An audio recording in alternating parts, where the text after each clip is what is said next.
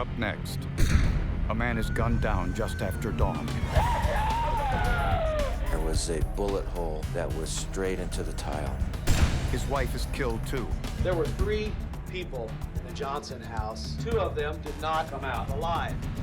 No one thought the couple had any enemies. Apparently, they had quite a few. That certainly was a mystery to us. I could describe him as a very cocky, arrogant young man. And the crime scene told a story no one wanted to believe. The evidence was yelling and screaming. This is what happened.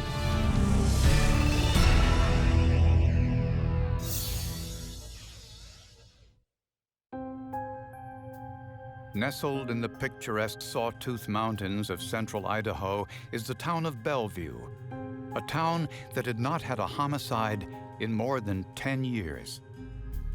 Here, the Johnson family felt safe. Alan was a landscaper. His wife Diane worked as a tax collector. Alan was an avid hunter. He's just a wonderful guy. Diane, her passion was cooking. She was always doing something wonderful in the kitchen. On a September morning in 2003, the serenity of this small town ended abruptly when shots were fired in the Johnson home. 911, what is your emergency? There have been 2 gunshots. Okay, where's the shots coming from? The daughter came over here and said that somebody shot her parents. When police got there, they found Diane Johnson shot to death in her bed, apparently while she was still sleeping. Alan Johnson was also dead on the floor next to the bed. The shower was still going, and I could see directly into the shower, and there was a bullet hole that was straight on, chest high, straight into the tile. The murder weapon, a .264 caliber rifle, was on the bedroom floor. It was probably one of the most violent crime scenes that I had ever seen. Sarah, the couple's 16-year-old daughter, said she was asleep in her bedroom down the hall when she heard the first shot. She immediately got up, went through her parents' bedroom door, called her mother's name, heard a second gunshot, and then fled the residence out the front door to a neighbor's house. Unfortunately, Sarah didn't see the assailant. At the foot of the victim's bed, investigators found 2 knives. That certainly was a mystery to us. We have these 2 homicides, and why are these knives placed in the manner that they are, and what does that mean? Another knife was found in the bedroom of the family's 22-year-old son, Matthew. He was away at college. Since the doors to the house were never locked, there was no forced entry. Nothing was stolen. Adjacent to the Johnsons' home was a guest house the family rented out. Inside, on the bed, police found the scope that belonged to the murder weapon. The tenant was 45-year-old Mel Spiegel, and he was gone. We found out that the murder weapon belonged to Mel Spiegel. Mel Spiegel was now the prime suspect. Sheriff Walt Femling ordered his deputies to seal off the entire perimeter and to stop the nearby garbage truck from leaving the area. I yelled at one of my deputies to run over there and stop him from doing what he was doing. Sir, just leave the garbage at this truck. That garbage truck was 1 house away and almost took this evidence. In the trash can outside the Johnsons' home was evidence more valuable than anything they found inside. Alan and Diane Johnson were gunned down in the bedroom of their home in the early morning hours. Their 16-year-old daughter was in the house when the shooting occurred, but unharmed. In the garbage, police found a wealth of evidence. In the outside trash can, a pink bathrobe. Inside that bathrobe, they found a brown leather glove, a latex glove, and .25 caliber ammunition. This ammunition did not match the ammunition used in the murders. However, it looked like the killer threw the items in the trash before fleeing the scene. The murder weapon, a high-powered hunting rifle, belonged to the Johnsons' tenant, Mel Spiegel, who had mysteriously disappeared. Mel Spiegel had rented that guest house for years, was a very close friend of Alan and Diane. He works as an electrician. Within hours of the murders, investigators found Spiegel in Boise, Idaho, 150 miles away. He said he'd been visiting family members all weekend, an alibi that checked out. Spiegel claimed his hunting rifle was in his closet when he left for Boise. I directly asked Mel Spiegel who he thought we should be looking at, and he's the one that told me about Bruno Santos. Santos was dating the Johnson's 16-year-old daughter, Sarah. Bruno Santos was a 19-year-old illegal immigrant. He was a dropout, associated in a number of small drug-related crimes. Just kind of a guy that, as a father, you wouldn't necessarily aspire your daughter to want to marry, because he didn't seem to have much direction in life.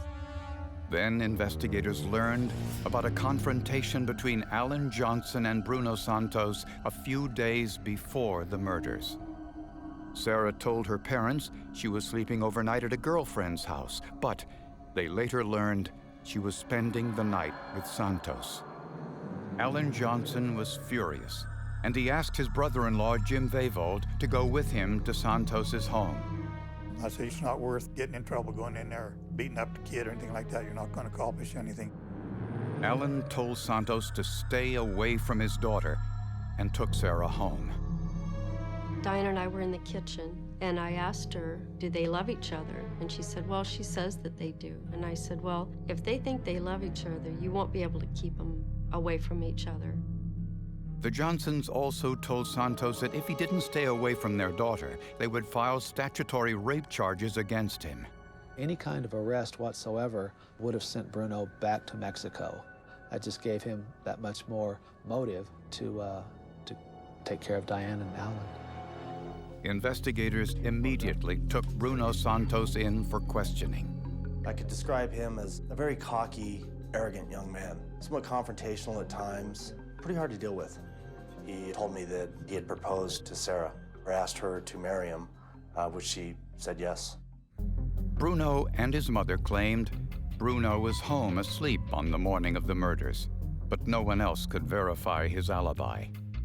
He was cooperative with us at the time. As we started pushing him a little harder in the interviews, his demeanor certainly did change. Our first thought was Bruno. We figured he was angry with Diane and Alan. He decided to get rid of them so that he and Sarah could be together.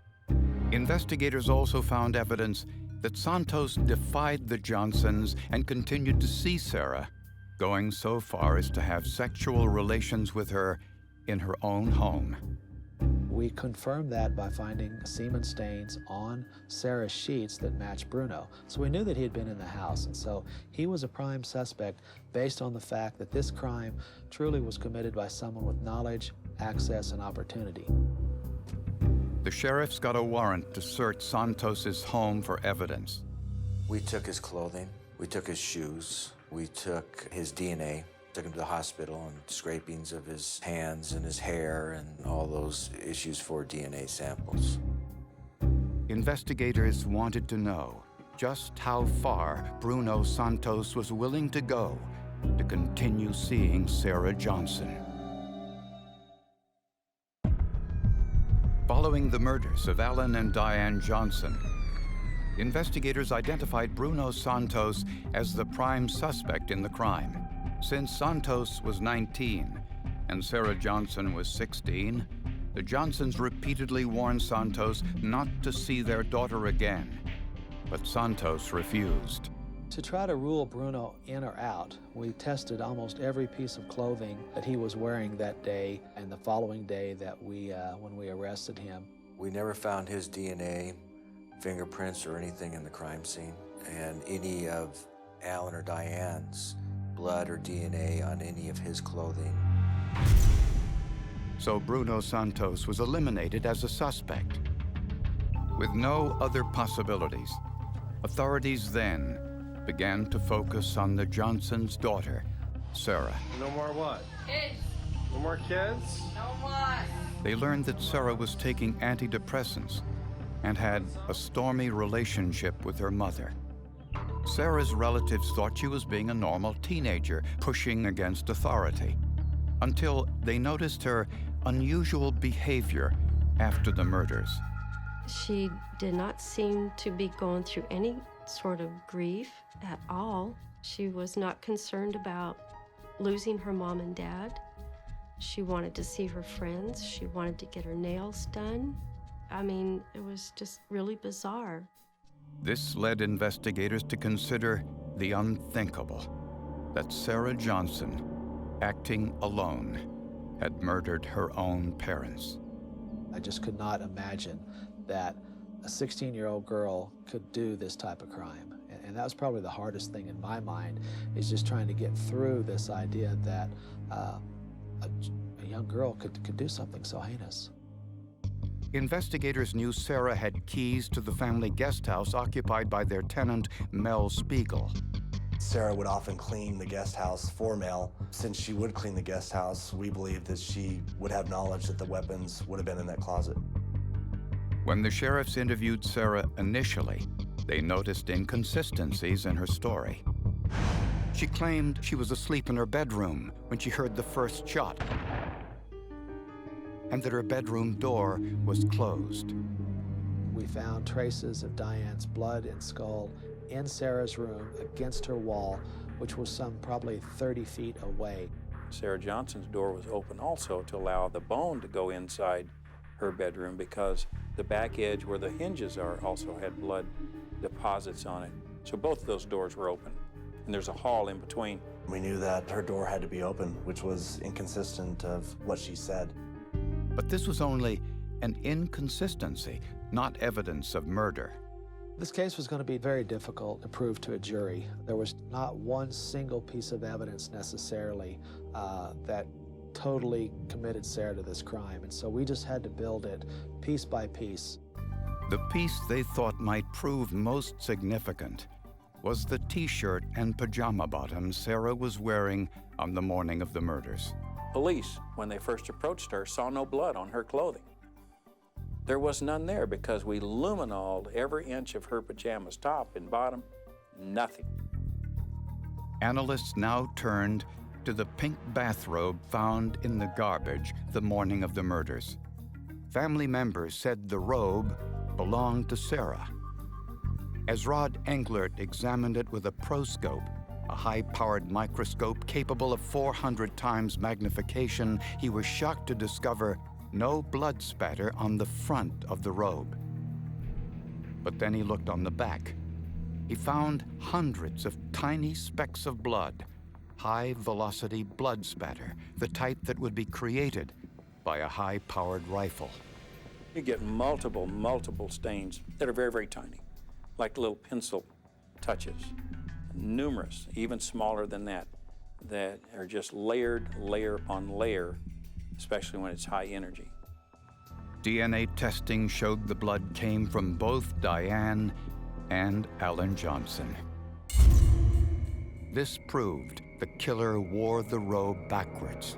The evidence was yelling and screaming. This is what happened. It was the only explanation. But investigators needed to prove that Sarah wore the robe on the morning of the murders. To do that, they had to analyze the shirt she had on that day. Sarah Johnson had a blue cotton t-shirt with green paint smeared onto it. So therefore, I'm thinking, well, let's examine the blue shirt now and see if any of that cotton fiber could have transferred with the green paint onto the bathrobe. Scientists took samples from the t-shirt and fibers from inside the bathrobe. They used a scanning electron microscope to compare the similarities. They found paint on both the t-shirt and the bathrobe with the same chemical makeup. What I believed happened now, there is an evidence transfer from the blue t-shirt deposited onto the pink bathrobe. This proved that Sarah had worn the robe over the top of her t-shirt. Finally, investigators analyzed the gloves found in the garbage. When you handle an item and you leave behind the oils and residues from your skin, that contains skin cells, and we are oftentimes able to get DNA from those samples. Scientists swabbed the inside of the gloves and found DNA from only one person. Sarah was the source of the DNA found on the latex glove. All the clothing found in the garbage can was then checked for gunshot residue, a gas created by gunfire that can adhere to the shooter. We sent the robe, we sent the leather glove, and we sent the latex glove to a lab in Chicago, McCrone and Associates. They ultimately found gunshot residue on all three items. But investigators had one final question. Why wasn't Sarah's hair covered in blood when she went to her neighbor's house to report the murders? Did she wear some kind of hat? If so, where was it? Sarah did not have any blood on her that we could see with the naked eye. Soon, they would find out why. Investigators learned that Sarah Johnson disagreed vehemently with her parents over her relationship with her 19-year-old boyfriend, Bruno Santos. Sarah's parents threatened to file statutory rape charges against Santos and have him deported unless the two stopped seeing one another. Instead, prosecutors say Sarah turned to violence. In October of 2003, Sarah Johnson was charged as an adult. Sarah, I have a warrant for your arrest for the murder of your parents, Diane and Alan Johnson. You're charged with 2 counts of murder, and you're under arrest. Okay? Stand up. It was a sad moment because it's a 16-year-old that did this. It's sad for everybody involved. The trial of a teenaged girl killing her parents was a national sensation. There were 3 people in the Johnson house that morning when Alan and Diane were murdered. 2 of them did not come out. 1 person came out alive. That person sits right there, Sarah Marie Johnson. At trial, prosecutors presented voluminous forensic and circumstantial evidence to prove that Sarah murdered her parents. She wanted the big, rich things in her life. She wanted to provide for her boyfriend. They were going to get married, and she asked him, do you want to live in a big, beautiful home?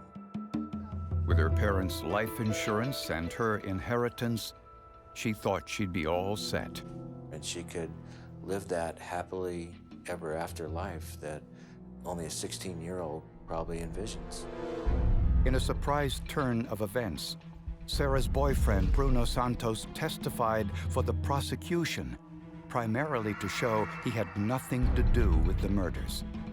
He did testify that Sarah had talked about hating her dad and about shooting him, given the fact that he did not like their relationship. Prosecutors believe that Sarah chose murder instead of ending her relationship with Santos. She knew that the man renting her parents' guest house had a hunting rifle, so she waited for him to leave for the weekend and stole it. On the morning of the murders, Sarah put on her bathrobe backwards, the gloves, and a shower cap. After hearing her father go into the shower, she entered the bedroom and fired from close range at her mother.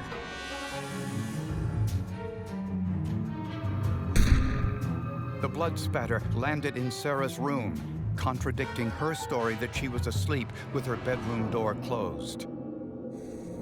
Her father heard the shot. He came running into the bedroom, and Sarah shot her father in the chest. Sarah attempted to mislead investigators by placing knives at the foot of her parents' bed to make it appear that the murders were gang-related. She flushed the shower cap down the toilet, where plumbers found it several weeks later when it clogged the drain. She threw the gloves and bathrobe into the trash. Then she ran next door to report her parents' murders, looking remarkably free of blood spatter.